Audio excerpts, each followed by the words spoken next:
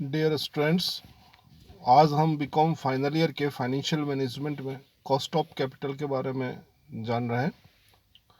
Cost of capital के बारे में 9 सितंबर को एक वीडियो डाला था जिसमें कॉस्ट ऑफ कैपिटल का मीनिंग, कॉस्ट ऑफ कैपिटल किस प्रकार का उसकी इम्पोर्टेंस है और कॉस्ट ऑफ कैपिटल के बारे में बहुत सी जानकारियाँ पूर्व के वीडियो में दी गई थी। चूँकि वो वीडियो पूरा नहीं बना था, कुछ पीछे वाला पोर्शन रह गया था, तो आज उसी वीडियो को आगे कंटिन्यू करते हैं और पुराने वीडियो को इस वीडियो के साथ में वापस अलग से दोबारा डाल रहा हूँ। सबसे पहले तो हमने ये समझाया था कि कॉस्ट ऑफ कैपिटल होती क्या है, तो बिल्कुल स्पष्ट तौर पे बताया गया कि कॉस्ट ऑफ कैपिटल का मतलब ये होता है कोई भी व्यापारी जब व्यापार करता है, कोई भी इंडस्ट्रियलिस्ट जब इंडस्ट्री लगाता है तो उसको पूंजी की लागत ज्ञात करनी आवश्यक होती है। पूंजी की लागत से अभिप्राय उसको व्यवसाय चलाने के लिए जितने धन की आवश्यकता है वह धन कौन से साधन से वो जुटाएगा और जिस साधन से जुटाएगा उसकी लागत क्या आएगी। उदाहरण के तौर पर मान लीजिए वो पैसा इक्विटी शेयर से लेना चाहता है, डिबेंचर से लेना चाहता है, प्रेफरेंस शेयर से लेना चाहता है, रिटर्न अर्निंग से लेना चाहता है, तो सबकी लागतें अलग अलग हैं। तो हमें सभी प्रकार की लागतें ज्ञात करनी आनी चाहिए। जब हम फाइनेंशियल मैनेजमेंट करने बैठते हैं तो जो भी उधार पूंजी हमें लेनी है उस उधार पूंजी की लागत को ज्ञात करना। लागत को ज्ञात करने का मतलब यह है कि यदि हमने डिबेंचर से पैसा लिया है तो डिबेंचर पे हमें ब्याज देना होगा। यदि इक्विटी से पैसा लिया है तो हमें डिविडेंड देना होगा। प्रेफरेंस से पैसा लिया है तो भी डिविडेंड देना होगा। लेकिन थोड़ा सा फर्क है इक्विटी और प्रेफरेंस में। इक्विटी में डिविडेंड की रेट तय नहीं है, बाद में तय करेंगे हमारी सुविधा अनुसार। लेकिन प्रेफरेंस में डिविडेंड पूर्व निर्धारित होता है। तो इस प्रकार से सभी लागतें अलग अलग प्रकार से निकाली जाती है। ये मैंने पूर्व में समझाया था। इसके साथ एक अटैचमेंट वीडियो है, उसको आप देखेंगे तो वापस आपको सारा देखने को मिलेगा। पूंजी लागत का महत्व भी समझाया गया है। पूंजी लागत ज्ञात करने के तरीके बताए गए हैं। पूंजी लागत ज्ञात करने का पहला तरीका था ऋण पूंजी की लागत, कॉस्ट ऑफ डेप्ट कैपिटल, जो पूरा समझाया हुआ है। कॉस्ट ऑफ डेप्ट कैसे निकालते हैं, कॉस्ट ऑफ डेप्ट का मतलब है ऋण पूंजी। तो कॉस्ट ऑफ डेप्ट निकालने का सूत्र भी बताया हुआ है, KD बराबर आई बट्टा NP। आई यानी इंटरेस्ट, वार्षिक इंटरेस्ट, एनुअल इंटरेस्ट जिसको बोलते हैं। NP यानी नेट प्रोसीड। नेट प्रोसीड का मतलब यह है जैसे एक 100 रुपये का डिबेंचर है और 100 रुपये के डिबेंचर में उसको जारी करने के खर्चे आ गया 2 रुपये, 2.5 रुपये, 3 रुपये, 5 रुपये। तो 100 रुपये में से 100 रुपये मिलते हैं लेकिन 5 रुपये खर्च हो गया तो नेट प्रोसीड 95 रुपीज़ कहलाएगा। लेकिन यदि हमने उसी को प्रीमियम पर जारी किया है तो प्रीमियम में एक्स्ट्रा पैसे मिलते हैं। 100 की जगह 105 मिलेंगे, 100 की जगह 110 मिलेंगे, तो वो ऐड हो जाएगा। डिस्काउंट में करेंगे तो वो लेस हो जाएगा। ये मैं पिछले वीडियो में समझा चुका हूँ यहाँ तक। कॉस्ट ऑफ डेप्ट कर रहित और कर सहित का मामला था। तो यदि इसको आफ्टर टैक्स निकालना है तो इंटू 1 - T करना है, जैसा कि पिछला वीडियो में बताया गया। इसी का बी पार्ट शोधनीय ऋण पत्रों की लागत भी बताई गई जी। पहले अभी लास्ट जो देखा है ये अशोधनीय है और ये डिवेंचर ऐसे हैं जो शोधनीय है। शोधनीय का मतलब ये हो गया कि एक निर्धारित अवधि के बाद इनका शोधन किया जाना है। शोधन का मतलब होता है रिडेम्पशन, यानी जो पैसा हमने लिया है वापस चुकाना है। तो रिडेमेबल का कैसे होगा, नॉन रिडेमेबल का कैसे होगा, ये दोनों इस लास्ट वीडियो तक बताया जा चुका है। आज हम इसी के कंसर्न में डिबेंचर के बाद दूसरी पूंजी होती है, वो होती है पूर्वाधिकार अंश की लागत। इसको समझने का प्रयास करते हैं।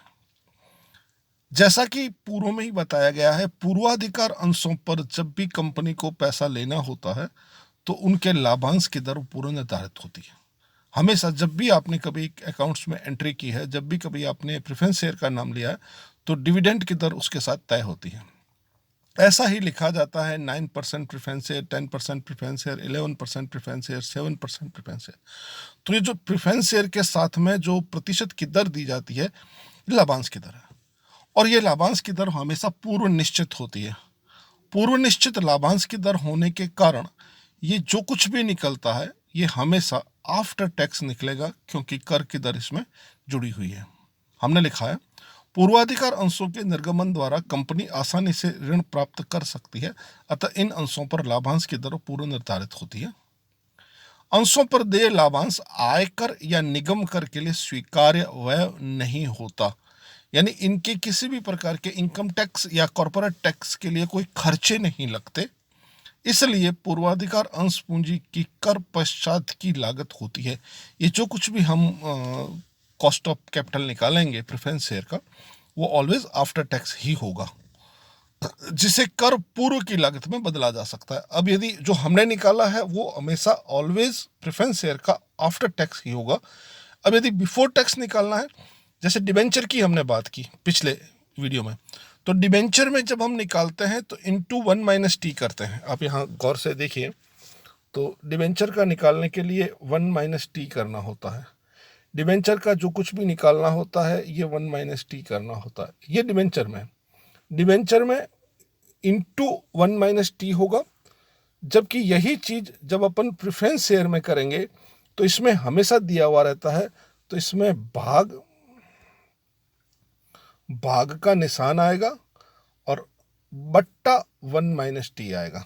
उसमें तो इंटू होता था, इसमें इंटू नहीं होगा, बट्टा होगा। आगे चल के अभी आपको क्लियर करेंगे। इसलिए पूर्वाधिकार अंश की कर पश्चात की लागत होती है, जिसे कर पूर्व की लागत में बदला जा सकता है। बीजगणितीय सूत्र द्वारा निम्न प्रकार से पूंजी की लागत ज्ञात की जा सकती है। तो पहले क्या था, हमने कॉस्ट ऑफ डेप्ट निकाले थे, तो कॉस्ट ऑफ डेप्ट के लिए के अंदर डी किया था। अब हम निकाल रहे हैं कॉस्ट ऑफ प्रेफरेंस, तो के अंदर पी करेंगे। ये इस तरह से निकलेगा, के और पी साथ में आएगा। यदि ये निशान किया हुआ है तो कॉस्ट ऑफ डेप्ट निकालनी है, यदि ये निशान किया हुआ है तो कॉस्ट ऑफ प्रेफरेंस शेयर निकालनी है। अब परीक्षा में होता क्या है कि लड़कों को आता तो सब कुछ है, लेकिन वो ढंग से प्रेजेंट नहीं कर पाते कॉपी में कि मुझे इसको लिखना कैसे है। तो ये ध्यान रहे कि जब प्रेफरेंस का मामला आएगा तो कॉस्ट ऑफ पी किया जाएगा, और कॉस्ट ऑफ पी करने के लिए के अंदर पी का निशान इस प्रकार से लगाया जाएगा। तो इसका सूत्र है के पी बराबर डी पी एस बट्टा एन पी इंटू 100। तो डीपीएस क्या होता है, तो डीपीएस बराबर डिविडेंड पर शेयर, एक पूर्वाधिकार अंश पर लाभांश कितना मिलना है, डिविडेंड पर शेयर। अब डिविडेंड पर शेयर कैसे निकलेगा, मान लीजिए 100 रुपये का प्रेफरेंस शेयर है और 10% लाभांश की दर तय है, तो 100 रुपये का 10% यानी 10 रुपये हमारा डीपीएस हो जाएगा। तो डीपीएस का मतलब है डिविडेंड पर शेयर। और उसके बाद में दूसरा है एनपी यानी नेट प्रोसीड। तो नेट प्रोसीड का भी अर्थ बताया गया है, यदि प्रेफरेंस शेयर जारी करते वक्त प्रीमियम पर किया जाता है तो 100 रुपये के प्रेफरेंस शेयर में 5 रुपये या 10 रुपये प्रीमियम ऐड हो जाएगा, और यदि ये प्रीमियम पर नहीं करके और डिस्काउंट पे किए जाते हैं तो 100 रुपये में से 5 रुपये कम हो जाएंगे।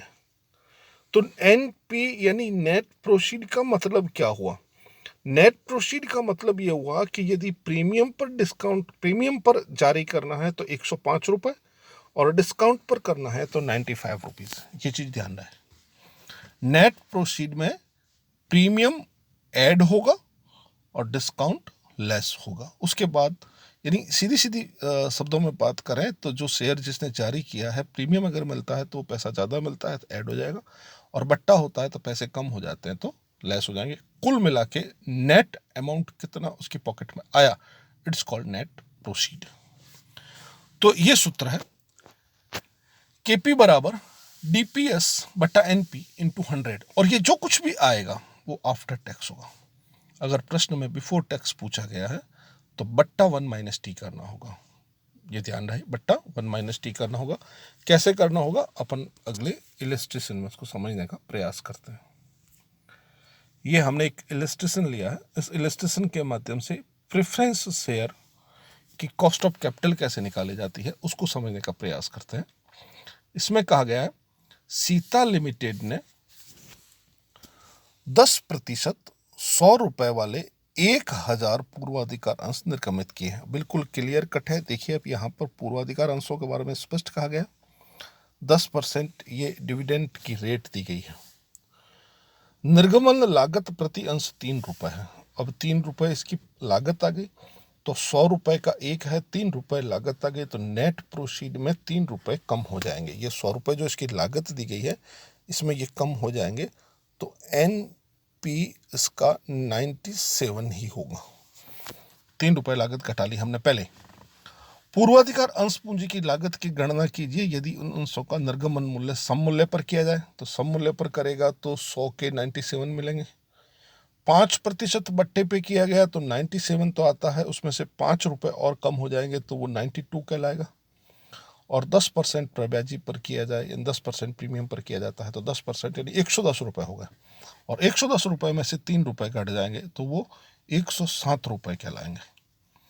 निगम कर की दर 50% है। अब हमें ये कहा कि टैक्स की रेट 50% है, तो ये जो कुछ भी आएगा वो आफ्टर टैक्स आएगा। तो बिफोर टैक्स निकालने के लिए बट्टा 1 - T, यानी 1 - T का मतलब 50% है, तो एक में से 50% कटा देंगे तो पीछे 50% बचेंगे। क्लियर? अब इसको सॉल्व करने की कोशिश करते हैं। हमने सूत्र बताया KP बराबर DPS बट्टा NP into 100, dividend per share बट्टा NP इंटू 100। तो इस प्रश्न में देखिए DPS 10% है, ऊपर कहा ना ये रहा, DPS 10% है। NP 97 अभी निकाल के दिखाया, NP 97 100 रुपये का था, 3 रुपये इसके खर्च हो गए तो नेट 97 बचे। तो KP आफ्टर टैक्स बराबर DPS 10 रुपये, NP 97 इंटू 100 तो 10.309, ये हमारा प्रेफरेंस शेयर आफ्टर टैक्स है। ये पहले ही बता दिया, प्रेफरेंस में जो कुछ भी निकलता है वो ऑलवेज आफ्टर टैक्स ही निकलता है। अब आपसे कहा कि कर पूर्व ज्ञात कीजिए। अब कैसे ज्ञात करना है? कर पूर्व। जब भी कर पूर्व ज्ञात करना होता है तो ये जो कुछ भी आया 10.39, तो कर पूर्व ज्ञात करने के लिए 10.309 बट्टा 1 - T। तो T की रेट 50% थी, तो एक में से 50% गया तो 50% बच गया। तो 50% नीचे अगर भाग लगाएंगे तो इसको जस्ट जो ऊपर वाला है 1 - T करते ही वो जस्ट डबल हो जाएगा। तो 10.3 की जगह 10.6 हो जाएगा, 10.618, 9 का डबल 8। तो इस तरह से ये निकलेगा।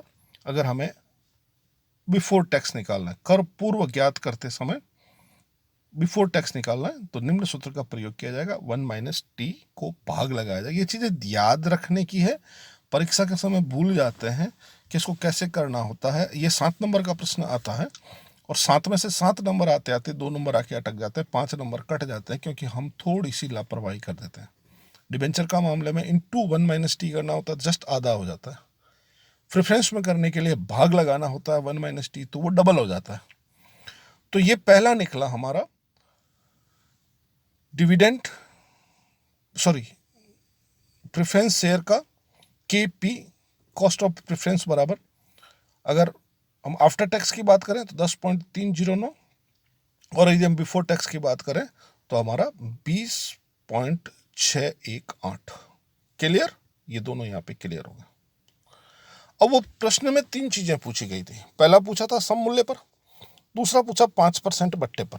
अब बिल्कुल क्लियर प्रश्न में क्या परिवर्तन आया 5% बट्टे करते ही? 5% बट्टे करते ही नेट प्रोसीड जो हमारा ये 97 रुपीज था, इसमें से 5 रुपये बट्टे के कम हो जाएंगे तो ये 92 हो जाएगा। अरे ना, तो 92 हो जाने के कारण सूत्र में क्या लगेगा? DPS बट्टा NP इंटू 100। तो DPS तो 10 रुपये ही है, ये 100 रुपये इसकी इश्यू प्राइस थी, 5 रुपये इसका बट्टा हो गया, 3% इसके प्रोसेसिंग चार्जेस हो गए। तो ये दोनों घटने के बाद कितने बचेंगे? 10 बट्टा 92 इंटू 100, 10 बट्टा 92 इंटू 100। तो ये आएगा इसका KP। अभी आगे चल के दिखाते हैं आपको अगले पेज पे।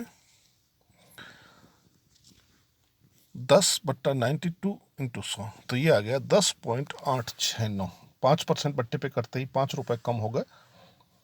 अब ये जो कुछ भी आया है ये आफ्टर टैक्स है, ये जो कुछ भी आया है वो आफ्टर टैक्स है। बिफोर टैक्स करने के लिए बट्टा 1 - T, तो बट्टा 1 - T करेंगे। जैसे ही ये बिफोर टैक्स हम करेंगे तो बट्टा 1 माइनस टी, तो 1 माइनस टी किया तो आधा हो गया, जस्ट ये इसका डबल हो जाएगा 21.738। और इसी का हमारा तीसरा प्रश्न क्या था? इसी का हमारा तीसरा प्रश्न ये था कि यदि 10% प्रब्याजी पर किया जाए, तो प्रब्याजी का मतलब प्रीमियम, प्रीमियम का मतलब एडिशन होगा। तो प्रीमियम एडिशन कैसे होगा? तो प्रीमियम एडिशन होते ही वो 100 रुपये रेट थी, 10 रुपये प्रीमियम के ऐड कर लिए तो 110 हो गए, 110 में से 30 रुपये उसकी प्रोसेसिंग शुल्क के कटा दिए, तो नेट 107 हो गए। तो 10/107 इंटू 100, ये जब आप करेंगे तो ये 9.346 आएगा। ये जो कुछ भी आया वो आफ्टर टैक्स है। अब यदि बिफोर टैक्स करना है बट्टा 1 माइनस टी, तो बट्टा 1 माइनस टी करते ये रेट आ गए। इस प्रकार से आज के वीडियो में मैंने आपको प्रेफरेंस शेयर की कॉस्ट ऑफ कैपिटल निकालनी बताई है। इससे पहले की वीडियो में हमने डिबेंचर की निकालने की बताई थी कॉस्ट ऑफ डेप्ट, आज कॉस्ट ऑफ पी दिखाया। अगले वीडियो में इक्विटी के दिखाएंगे, फिर रिटर्न अर्निंग के दिखाएंगे, फिर हिल्ड मेथड दिखाएंगे, चैप्टर पूरा करेंगे। तो इसको वापस एक बार ठंडे दिमाग से समझने की कोशिश कीजिए, पूरा स्टार्ट से लगाकर एंड तक। ये थ्योरेटिकल पोर्शन, ये पूरा महत्व, और पहली जो विधि है हमारी जिसमें हम कॉस्ट ऑफ डेप्ट की बात कर रहे हैं, यहाँ तक ये मैंने एक वीडियो में बना के दिखाया। उस वीडियो को इस वीडियो के साथ में वापस दोबारा डाल रहा हूँ आपके लिए। यहाँ से आज पूर्वाधिकार अंशों की बात की, तो पूर्वाधिकार अंशों का अर्थ बताया। पूर्वाधिकार अंश वो होते हैं जिन पे लाभांश की दर पूर्व में तय होती है। पूर्वाधिकार अंशों पर किसी भी प्रकार का जीएसटी या किसी प्रकार का टैक्स नहीं लगता, इसलिए जो कुछ भी निकलता है वो आफ्टर टैक्स होता है। और आफ्टर टैक्स को बिफोर टैक्स में बदलने के लिए जो कुछ भी हमारा केपी आएगा उस केपी में बट्टा 1 माइनस टी करना होगा। बट्टा 1 माइनस टी करते ही जो आपका आया है उससे जस्ट डबल हो जाएगा। क्लियर? सूत्र है डीपीएस बट्टा एनपी इंटू 100। एक इलिस्ट्रेशन लिया, एक इलिस्ट्रेशन में 3 चीज़ें बताई कि यदि सम मूल्य पर किया जाए, यदि सम मूल्य पर किया जाए, यदि 5% बट्टे पे किया जाए, यदि 10% प्रीमियम पर किया जाए। तीनों मैंने आपको करके दिखाया। आज के वीडियो में हम इतना ही, अगले वीडियो में इसको आगे और कंटिन्यू करेंगे। धन्यवाद।